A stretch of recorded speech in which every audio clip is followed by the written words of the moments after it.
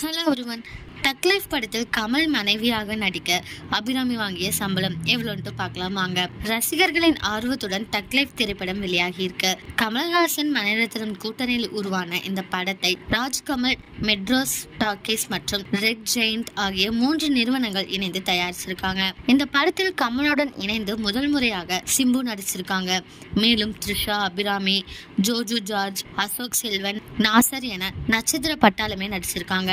இதில் விருமாண்டி படத்திற்கு பின் கமலுடன் இணைந்து இந்த படத்தில் நடித்திருக்கிறார் அபிராமி. இந்த நிலையில் தக் லைஃப் திரைப்படத்தில் நடிக்க நடிகை அபிராமி வாங்கிய சம்பளம் குறித்து தகவல் ஒன்று வெளியாகிருக்கு. இதன்படி இந்த படத்தில் கமலின் மனைவி கதாபாத்திரத்தில் நடிக்க நடிகை அபிராமி ரூபாய் 50 லட்சம் சம்பளமாக வாங்கியுள்ளார் அப்படின்னு சொல்லிட்டு இருக்காங்க. இந்த நியூஸை பத்தி நீங்க என்ன நினைக்கிறீங்க அப்படிங்கறத கமெண்ட்ல சொல்லுங்க.